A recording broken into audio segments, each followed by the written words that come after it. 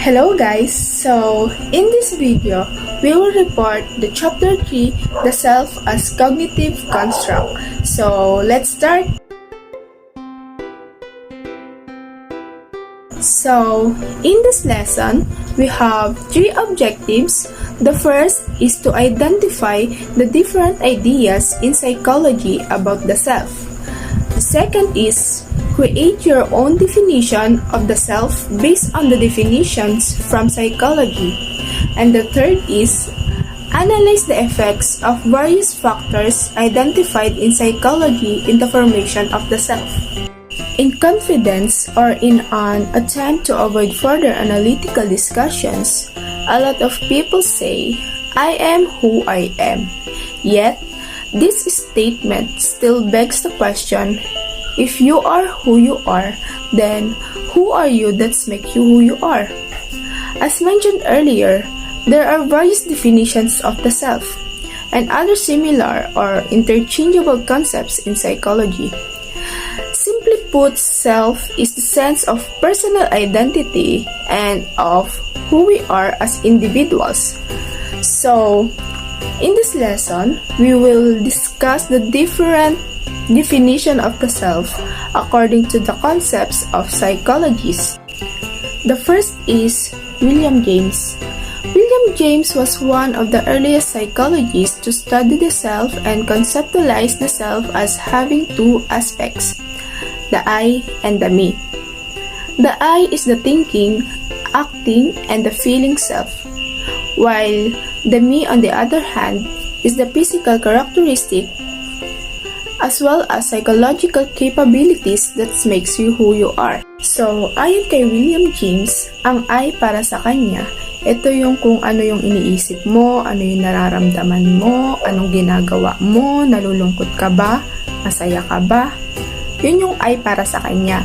Tapos yung me naman, ito yung physical appearance or physical na anyo o physical na pangangatawan ng isang tao. Ito yung parang pagiging proud sa sarili or in short, pagiging confident sa sarili. Yun yung para sa akin, yun yung ibig niya sabihin. The next is Carl Rogers. Theory of personality also use the same terms, the I, as the one who acts and decides, while the me is what you think or feel about yourself as an object. So, ayon kay Carl Rogers is kaparehas lang na terms yung ginamit niya katulad nung kay William James na I and me pero may magkaibang definition.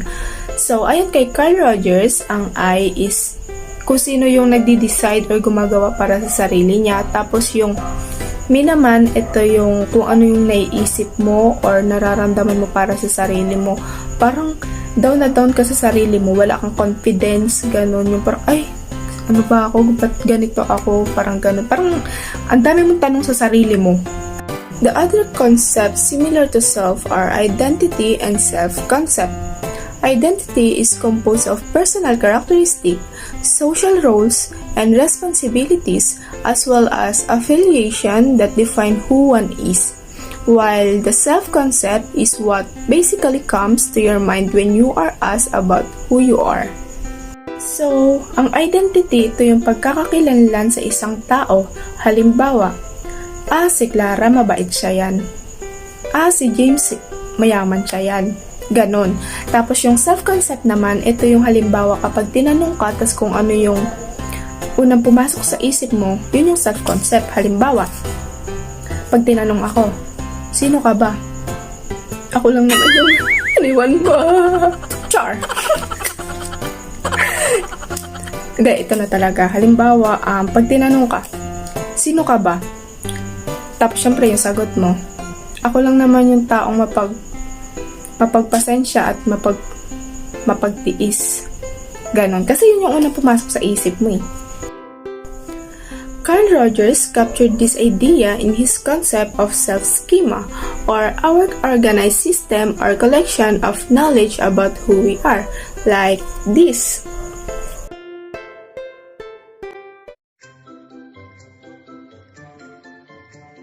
The schema is not limited to the example above.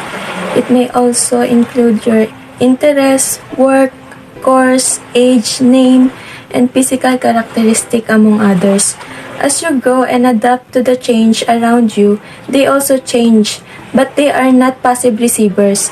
They actively shape and affect you and affect how you see, think, and feel about things. Glaitman, Gross, and Research 2011, Janjana and Tari 2014. For example, when someone states your first name, even if they are not talking about you, your attention is drawn to them.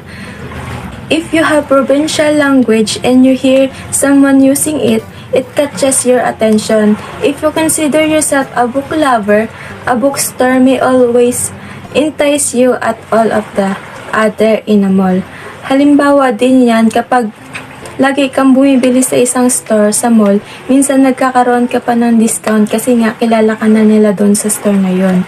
Example dun sa sinabi din ni Glaitman, Gross, and Research 2011, Janjani, and Tari 2012. Example na lang kapag may group of friends kang masipag, mabait, palaban, di ba pag palagi mo silang nakakasama, nagiging ganun na din ang ugali mo katulad na sa kanila. Ganun yung naapektuhan ng mga nasa paligid natin ang pag-iisip at ugali mo, depende na lang yun sa'yo kung i-adapt mo yun sa sarili mo. Theories generally see the self and identity as mental constructs, created and recreated in memory. Oyserman, Elmore, and Smith 2012. Current researches point to the frontal lobe of the brain as the specific area in the brain associated with the processes concerning the self. Oyserman, Elmore, and Smith 2012. Several psychologists, especially during the field's earlier development, followed this trend of thought, looking deeper into the mind of the person to theorize about the self, identity, self-concept, and in turn, one's personality. The most influential of them is Sigmund Freud. Basically, Freud saw the self, its mental processes, and one's behavior as the result of the interaction between the ID, the ego, and the superego. However, as mentioned earlier, one cannot fully discount the effects of the society and culture on the formation of the self, identity, and self-concept. Even as Freud and other theories and researchers try to understand the person by digging deeper into the mind, they cannot fully discount the huge and important effects of the environment. As in the above-mentioned definition of the self, social interaction always has a part to play in who we think we are. This is not nature versus nurture, but instead, a nature and nurture perspective. Sabi nila, nagiging tayo kung ano tayo ngayon dahil sa nature and nurture perspective. Nature, yun yung nakuha natin kung saan tayo nanggaling. Halimbawa na lang sa magulang natin, kung anong tinuro sa atin at kung anong namana natin sa ating magulang, magiging ganun din tayo. Nurture naman, nakukuha yan kung ano ang nasa paligid natin, kung anong nakikita natin na na-adapt natin yon sa ating sarili. Under the theory of symbolic interactionism, G.H. Med, 1934, argued that the self is created and developed through human interaction. As I said earlier, kung sino at kung ano ang nakapaligid sa'yo, ma-adapt mo ito. Kung ang ugali na nasa paligid mo ay mabuti, ikaw ay magiging mabuti. If those around you are well-dressed, physically clean, you will be the same because you don't want to be different from them. Basically, there are 3 reasons why self and identity are social products. Oyserman, Elmore, and Smith 2012. Number 1.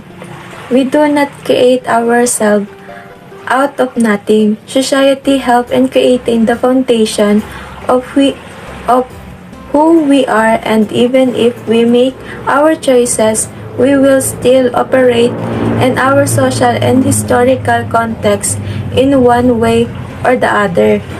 You may, of course, transfer from one culture to another, but parts of who you were will still affect you, and you will also have to adapt to the new social context. Try looking at your definition of who you are and see where society had affected you. Halimbawa na lang, kapag isa ka sa taong mapamahiin, ituturo mo yun sa mga nakababata sa'yo. Pero lumilipas ang panahon, hindi na na-adapt ng mga kabataan dahil nasa modern period na tayo. Halimbawa na lang, kung wari, tahimik kang tao at ang kinuha mong course is BSHM, hindi pwede na tatahimik ka lang kasi ang gusto mong maging balang araw ay makisalamuha sa maraming tao. So, ang mga nakapaligid sa'yo ay maaaring mabago ka dahil ang kinuha mong course ay talagang mababago ang personality mo. Under the theory of symbolized interactionism, and then number one is whether we like it or not, we actually need other to affirm and reinforce who we think we are. So, may mga possible, dito pumapasok yung mga posibleng idea na minsan may mga bagay na hindi kayang solusyonan. Like, parang need natin ng comments or opinion ng iba para ma-motivate. And then, we also need them as a reference points about your identity. And then, like, for example, may mga tao na di tayo lubos na kilala.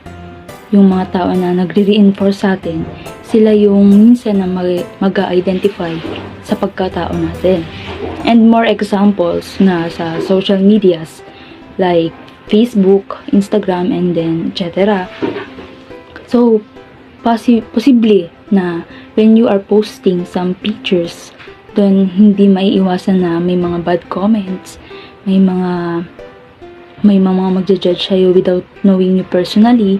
And then, so doon pumapasok yung yung outcome ng negative vibes. And then next is, education might be an important thing to your self-concept because you grew up in a family that valued education. Dito naman is knowing naman na sobrang importante ng edukasyon, lalo na sobrang hirap ng buhay. When you grew up to the family na ibinivalue yung education, sobrang swerte mo kasi may mga taong nagmumulat sa'yo na mahalaga ang edukasyon. Kasi yun yung unang-una at magiging susi natin sa lahat ng bagay. Money might be important to some because they may grown in a low-income family. So, consider to na mga mahihirap. So, dapat maging matyaga tayo talaga dyan. At binavalue natin yung mga pera kahit piso pa yan kasi nga tulad ngayon sobrang hirap. Tapos dumagdag pa yung pandemya ngayon. So, kaya yung mga company naglo-low demand, kaya naapektuhan ng bawat isa, lalo na yung mahihirap. So, under kay Garver and Skeyer, 1981, identified two types of self-awareness, which number one is the private self of your internal and private thoughts and feelings. And then, yun yung mga nagdidesisyon or may mga desisyon tayo or problema tayo na hindi natin dapat ikwento. Minsan kinikip na lang natin para walang issue, ganon. Then, hindi magiging complicated kaya hindi may mga thoughts tayo na kahit mahirap solusyonan, kinikip na lang natin parang tayo na lang yung solution dun sa bagay na problema na yon. Parang tayo na yung dapat na nakakaalam, ganon. Second naman is the public self of your public image, commonly geared toward having a good presentation of yourself to others. Hogg and Vaughan, 2010. Ito naman yung mga taong namulat sa social medias na parang routine na nila ang magpakita or ma-expose. Kaya the more na public self ka, so kailangan open ka sa lahat, maging open-minded ka. Kaya ayun lang. Kaya ayun, dapat aware ka sa mga sasabihin ng iba, ganun. So yun. Hey guys, for today's video, I will be discussing about self-awareness. So, self-awareness is our ability to notice our thoughts and feelings and how they influence our behavior. In doing so, we can monitor ourselves because we have a better understanding of what our internal preferences are. At its core, self-awareness is our ability to understand ourselves and how we fit into the world. So, ang self-awareness is may ability tayo na malaman yung thought or kakayahan at saloobin natin at kung paano ito nakaka-influence sa actions or behavior natin. Dapat din na alam natin or ma-monitor yung behavior para may better understanding tayo kung ano ba yung gusto talaga natin at kung paano tayo magiging fit at kung paano natin ma-adapt with this kind of environment. So, ang self-awareness also presents us with at least 3 other self-schema. The actual, ideal, and odd selves. So, the actual self is who you are at the moment. So, the actual self is ito yung actual representations of yourself na you believe na tinataglay mo or meron ka. For examples, naniniwala ka na meron kang katalinuhan or pagiging maganda or kaakit-akit. So, you have a belief in yourself. Diba, naniniwala ka na meron ka ng mga bagay na yon. Then next is the ideal self. So, the ideal self is who you like to be. So, ang ideal self naman is your idealized version of yourself. Yung imaginations versions na gusto mo sa sarili mo. Ito yung created yourself, yung created self mo out of your mind or you have learned from your life experience. Sometimes demands of society din ito. Yung mga gusto ng nasa paligid mo and sometimes any ideal self is parang naging self-esteem din ito. Pag di mo na-achieve yung ideal self or image na gusto mo, you might feel dissatisfied or dissatisfactions. Parang makakaramdam ka ng failure sa sarili mo. You will be considered yourself as a failure. Then the last one is the odd self. Ang odd selves naman is just like sa ideal selves. So, kung sa ideal selves, may create tayo ng mind natin kung ano yung gusto natin. Dito naman sa odd self, ito yung nafe-feel natin kung ano yung balang araw na we feel should become. For example, feel natin na magiging model or artist or maybe maging doctor or manager tayo balang araw. So, any actual self is kung ano tayo ngayon. Ang ideal self naman is kung sino or yung gusto mo maging. Out self naman is kung magiging ano ka in the future maybe. Self-awareness may be positive or negative depending on the circumstances and our next course of actions. Self-awareness can be too much that we are concerned about being observed and criticized by others, also known as self-consciousness. At other times, especially with the large crowds, we may experience the individuations or the loss of individual self-awareness and individual accountability in groups. A lot of people will attend themselves with the emotions of their group, and because the large crowd are provide some kind of anonymity, we may lessen our self-control and act in ways that we will not do when we are alone. A common example is a mass demonstrate erupting into a riot. So, sa self-awareness, ay pwedeng maging positive or maybe negative. It depends on our actions. So, minsan daw, yung pagiging self-awareness natin, ay nagiging too much to the point na mas nagiging observant tayo sa paligid natin. Then, ayaw nating pinapansin tayo na or maybe i-criticize tayo ng iba. Then, one of the ways in which our social relationship affects our self-esteem is through social comparison. According to the social comparison theory, we learn about ourselves, the appropriateness of our behavior, as well as our social status by comparing aspects of ourselves with other people. So, ayun daw yung social comparison theory. Mas nakikilala or natututunan natin yung sarili natin, yung mga behavior or attitude as well as social status by comparing to others. So, kinukumpara natin yung sarili natin sa iba, whether social life or even social status. So, dito naman pumapasok yung self-esteem natin by comparing to others, hindi lang sa physical pati sa antas ng pamumuhay. Then, the downward social comparison is more common type of comparing ourselves with others. As the name implies, we create a positive self-concept by comparing ourselves with those who are worse than of us. By having the advantages, we can raise our self-esteem. So, kino-compare natin yung sarili natin sa alam nating mas worse sa atin para mag-gain or mas ma-erase natin yung self-esteem natin.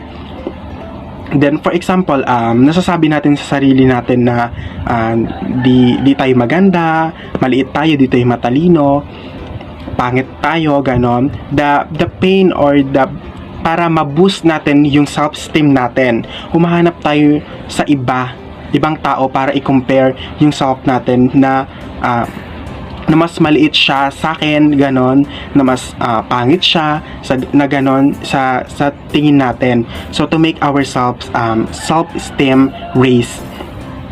Then, the downward social comparison is the more common type of comparing ourselves by others.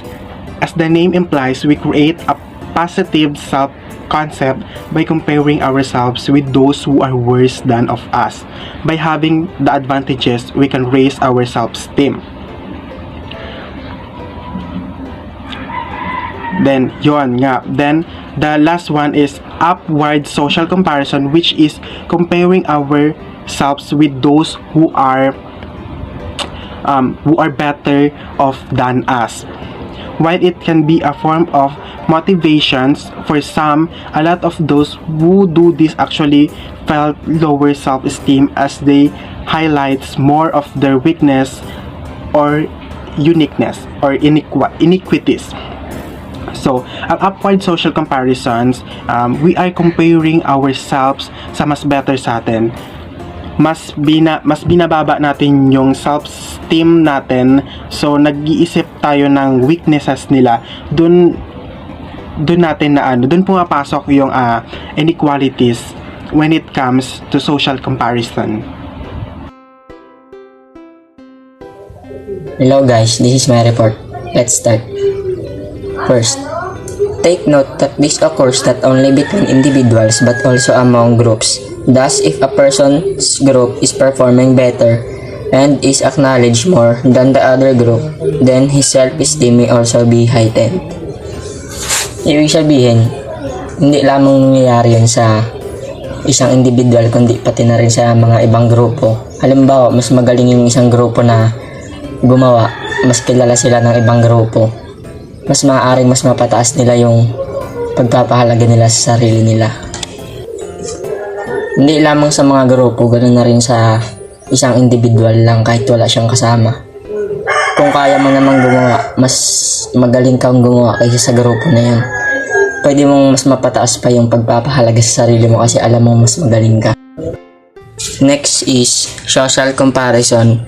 Also entails what is called self-evaluation maintenance theory, which states that we can feel threatened when someone outperforms us, especially when that person is close to us, a friend or family.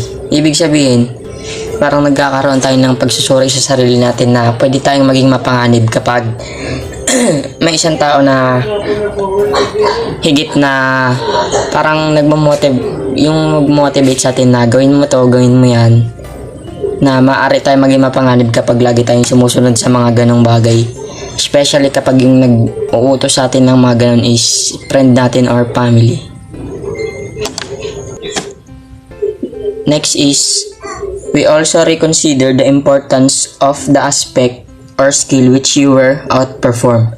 Ibig sabihin, dapat mong isaalang-ala yung aspeto ng kasanayan na parang kung saan ka mas magaling, yun yung gawin mo para hindi ka mahirapan kasi alam mong magaling ka sa bagay na yun, dapat yun yung dapat mong gawin.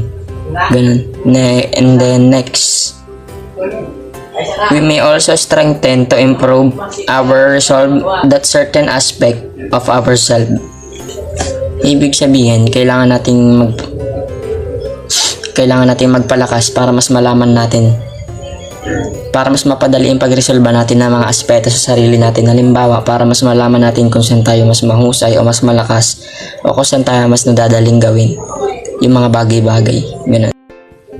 Next is, however, in the attempt to increase or maintain self-esteem, some people become narcissistic.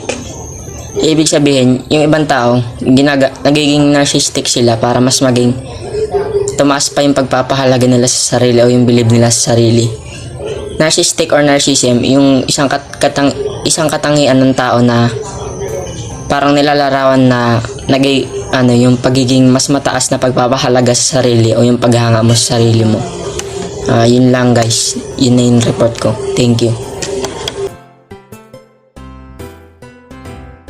Sometimes there is a thin line between high self-esteem and narcissism, and there are lot of between of test and measurement for self-esteem like the Rosenberg scale, but the issue is the result can be affected by the desire for the person to portray herself in positive or disadvantageous way.